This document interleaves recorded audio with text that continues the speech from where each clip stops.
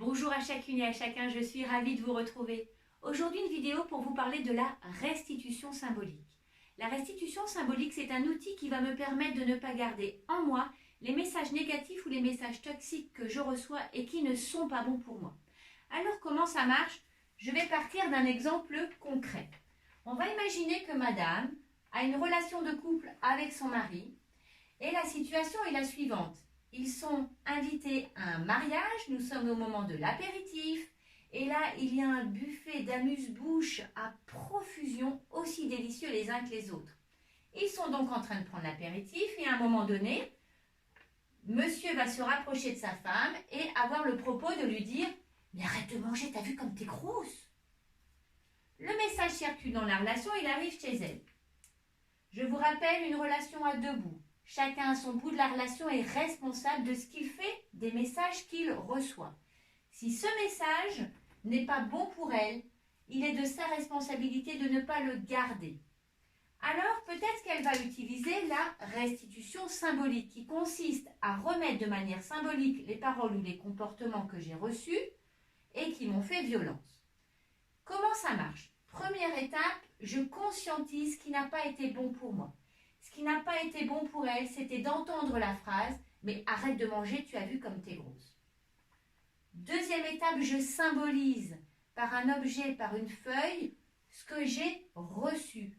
Donc peut-être qu'elle va pouvoir écrire sur une feuille « Arrête de manger, tu as vu comme t'es grosse ». Elle a symbolisé le message qu'elle a reçu. Troisième et quatrième étape, elle va remettre les choses dans leur contexte et restituer le message. C'est-à-dire qu'elle va peut-être lui dire « Écoute chérie, j'ai quelque chose à te dire, est-ce que tu es disponible ?» « Oui, je suis disponible. Je voulais te reparler du mariage où nous sommes allés samedi. » Elle replante le décor, elle contextualise, elle reparle, donc c'était donc samedi il y a 3 jours. Je voulais te reparler du mariage. Au moment de l'apéritif, je t'ai entendu me dire « Arrête de manger, t'as vu comme t'es grosse ».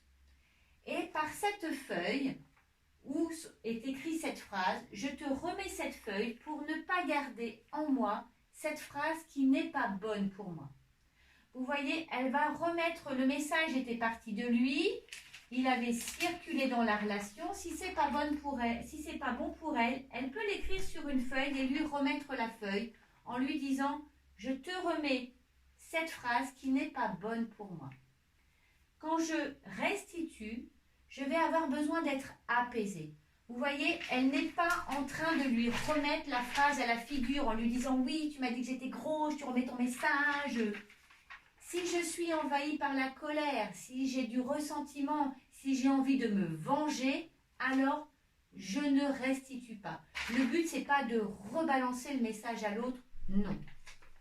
Si quand elle a reçu la phrase, elle a été envahie par l'émotion, elle ne pense qu'à ça, ça tourne dans sa tête. Si elle est vraiment envahie par l'émotion, c'est peut-être parce que la phrase qu'elle a reçue vient réveiller une zone sensible chez elle.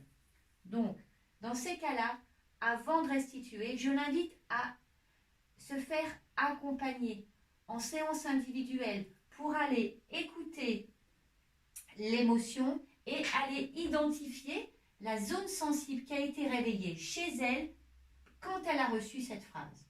Une fois qu'elle a été explorée, la zone sensible réveillée chez elle, qu'elle a pu mettre des mots et qu'elle est apaisée, alors elle va pouvoir restituer la phrase pour la remettre chez son compagnon pour ne pas la garder, en précisant bien qu'elle fait ça pour elle et pas contre lui. Le but, ce n'est pas une vengeance, c'est juste pour remettre les choses à leur place. La restitution symbolique consiste à remettre les choses à leur place de manière apaisée. Voilà, cette vidéo est terminée. J'espère qu'elle vous a plu. Si vous avez des questions, surtout, n'hésitez pas à me les poser. Je me ferai un plaisir de vous répondre. Je vous remercie et je vous souhaite une belle journée.